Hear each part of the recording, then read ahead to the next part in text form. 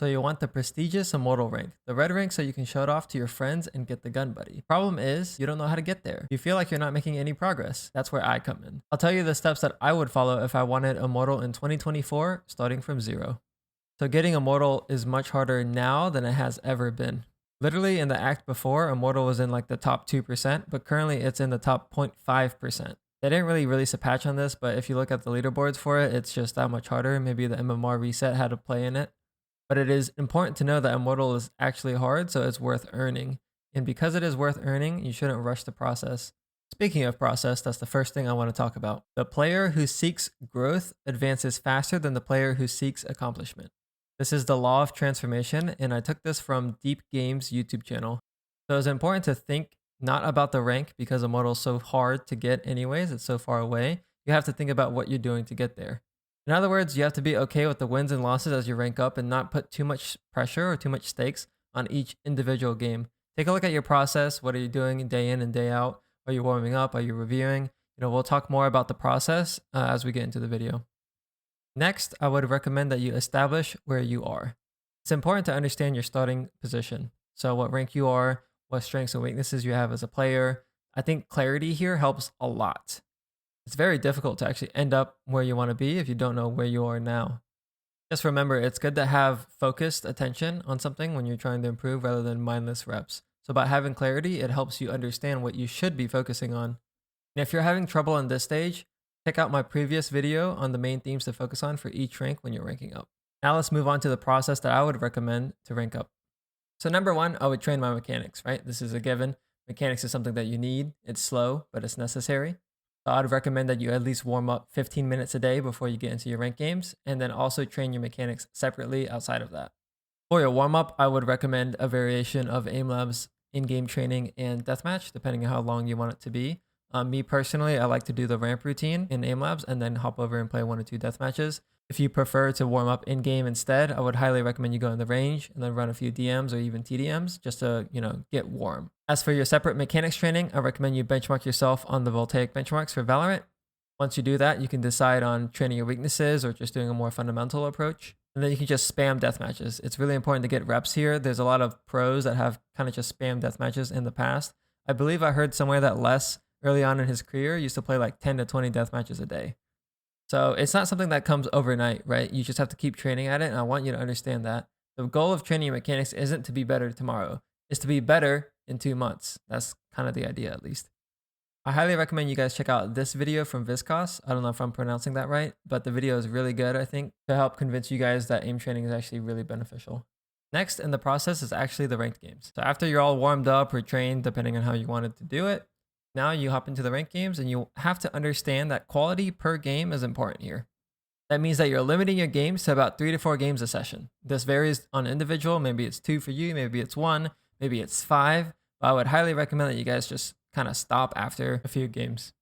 So by increasing the quality per game, you're able to have higher energy, right? So you're able to focus more. And then you can also focus on what your weaknesses are so you can improve on them faster. I feel like there's a misconception, or maybe it's just addiction, where people play like 8 to 10 games and they think that the reps are going to get them better. They're probably impatient for the rank up as well, so they just spam games, they get tilted, whatever the case may be. Just know that when you do this, you're doing yourself a disservice if your goal is actually to improve and to rank up. Every single time that I've climbed to a new peak, it's because I paced myself and I played 2 to 3 games per day. I warmed up appropriately. I was training afterwards. Like, this is the process that I use whenever I climb, and it's just so important to keep quality up. So the next thing in the process is reflecting and cooling down. So after your ranked games, I highly recommend you just quickly look at your ranked games. If you recorded your games, great. If not, you can look at the timeline, but I do recommend you guys record your games. You can stream directly to YouTube as well. But the benefit of doing this is you have the game kind of fresh in your mind, or like the previous few games, and you can kind of write down some notes that you want to improve on. Just notice what maps you were strong at, what maps you were weak at. It's also good to kind of remember when you were confused in a round or in a game. Try to understand why, bring up your VOD back, look for the solution.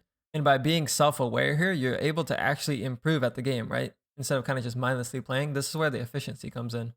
Some people solve this problem by getting a coach like me. If you're interested, check out my Discord. But if you don't want to pay for a coach, or if you don't have time for it, you should just do it yourself. Review your games, quickly reflect, write down some notes, and then you'll know what to work on next time you play. So after you've done your quick reflection, I highly recommend you do a cool down, right? This is kind of where you can slot in your mechanics training that's separate from your warm up. Of course, you're going to be a little bit more tired here. So if you want, you can take like a quick 5 minute break, come back, do your mechanics training. This is the part that gets oftentimes overlooked. So if you're kind of tired, if you don't want to do it, you might want to consider playing less ranked games. So if you played four, maybe played two, just so you can kind of fit this in, because honestly, training your mechanics is a little bit more important than getting the reps in your ranked games, at least in my opinion. So next up in the process is research and study.